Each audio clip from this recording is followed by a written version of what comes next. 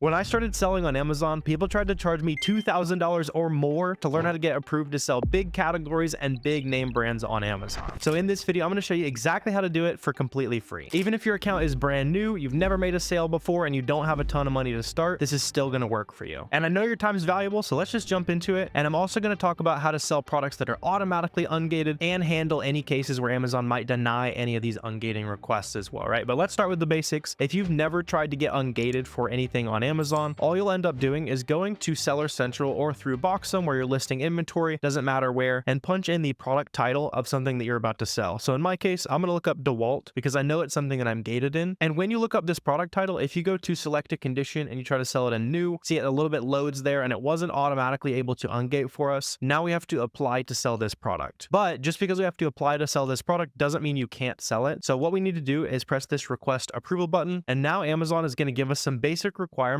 for what we need to submit to Amazon in order for us to actually get ungated in this brand. And as you're listing products, if your store isn't already ungated in the overall category, so in my case, I'm already ungated in tools, your account might be gated in tools right away. It'll show up here as a number 2 and it'll say the tools category right up here. That'll be the same for basically any category and brand combination that you want to ungate. And you can use the exact same invoice to ungate one brand and one category. Sometimes you can even use the same invoice to ungate multiple brands, multiple categories if you're buying different items in those categories on the invoice. In order to get that invoice though, all you need to do is go to a major retailer like Target, for example, and I'm going to use Burt's Bees as an example. It's a big cosmetics brand that a lot of you are probably going to want to sell. And while we're getting ungated in Burt's Bees branded items, we can also get ungated in the beauty category with the exact same invoice. So you can either buy an item specifically to get ungated in that brand, or you can just source items profitably. And when you come across something that you're already gated in, make sure that you follow these invoice requirements I'm about to go over. And for example, in my Amazon business, when I'm gated in a new brand, I'm always buying a profitable item and using that invoice, no matter what big retail website I'm buying it from, I'm able to use that invoice and submit it to Amazon. But let's say you want to get ungated in Burt's Bees and you just want to do it as cheaply as possible. You can search Burt's Bees on Target, and then we can just go ahead and sort that listing, price low to high. We can go ahead and apply that right there. And then we'll see the cheapest Burt's Bees items at target.com. So in this example, all we'd have to do is open this listing up, go ahead and add 10 of these to our cart for shipping. And then after we actually place the order for these products, we're going to have that invoice that Amazon is going to want to see. We can say, hey, we buy these items from legit retailers like Target, Walmart, Walgreens. Any big retail website should work for ungating. After you place that order, you're going to get an email that looks like this. This is going to act as your invoice for submitting to Amazon. The big thing to check for on these invoices is that they actually include your personal information. Obviously, I'm going to have this blurred here in this example, but on the shipping to address or billing address, just make sure somewhere on that invoice that they email you that there is the exact address that you used on your Amazon seller account. That's what they're going to be checking to verify that it's actually you buying these name brand products. And then in this example, it was something I bought from Tommy Hilfiger. I submitted this invoice to Amazon. I downloaded it as a PDF. I renamed it Tommy Hilfiger invoice. And then after submitting that invoice, we were able to get this email from Amazon that shows that we actually got approved to sell Tommy Hilfiger branded items buying directly from their website. So if you can, buy directly from the brand's website, buy from any big major retailer. That's going to be what's the most successful for you in terms of ungating.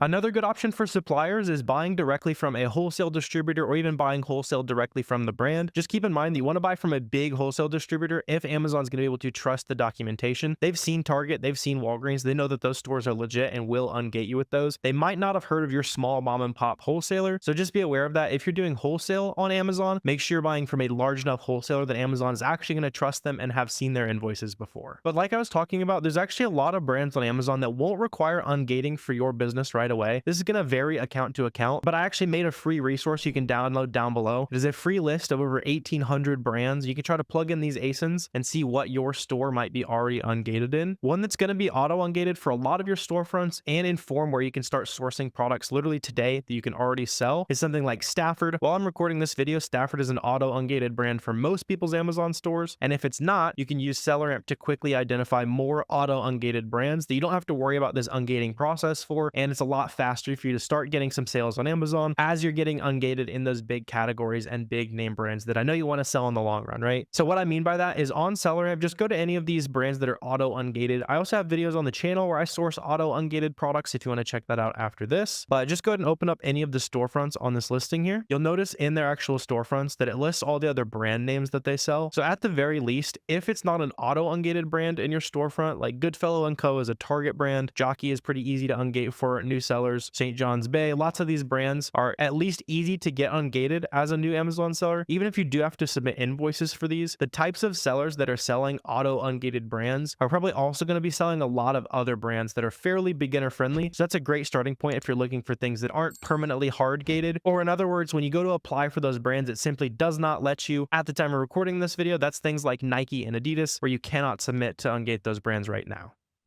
And as you are submitting invoices to get approved to sell these big brands, it's completely normal for you to get declined a few times. For my business, it takes multiple submissions on average for me to be able to actually get approved to sell these. Amazon is just trying to make sure that the platform stays clear of any counterfeiters, anyone that is submitting invoices from, more shady places. So if you actually do get denied, let me quickly talk through the process of everything that I submit if I do get denials and how I respond to different denial reasons. The first time I'm going to submit an invoice, I'm going to name that PDF file brand_invoice _today's date, and that PDF file is just going to be the online order confirmation like the one I was showing you from Tommy Hilfiger. If they decline that PDF file, I'm going to rename it and I'm going to change the date in the PDF file name. The reason for this is it can help Amazon's automated systems not think that we're just spamming the same information over and over again when we don't have proper documentation, even though we do in this case. If you weren't able to get approved with that, the second time I submit, I use the online order confirmation, and then I also attach any shipping tracking numbers. Typically within a day or two of purchasing that item, they're going to send me another email with a UPS, a FedEx, or a USPS tracking number, and I'm going to download that information and I'm going to combine that into that PDF, and now I have even more information for Amazon. If they're still declining that information, I'm going to keep renaming the PDF file as I resubmit, and then I'm also going to start submitting the delivery confirmation email that most retailers will send on the day that it actually shows up at your house. And then if they're still declining all of the information that you're providing, go ahead and take a picture of the item. Even better if there was an invoice that came in the box, if you can take a picture of the items next to that invoice that came in the box, the receipt, whatever it is that might show the details about that product and details about your supplier, that can also help you get approved. You might also see some different reasons why they're denying your ungating request. The most common one I tend to see is where they barely even give you a reason and they say don't submit without new information. If that happens, then I'll start reordering the way that things are in that PDF file. So if it's order confirmation, tracking, delivery, a picture, I'll move the picture up too, right? So then it's an order confirmation, then it's the picture, and so on, right? So that way any of the automated tools that Amazon is using, it looks like a completely new file and it's going to trigger a new review. Sometimes they might also give you a specific reason. They might say, hey, you didn't order 10 units, or hey, your information is not on this. If they're just obviously wrong, then I will go ahead and re-download that file. I'll take a snipping tool or a free PDF editor. Just go ahead and circle over the 10 units that you bought or the address. Just basically prove Amazon wrong, kind of circle over the information where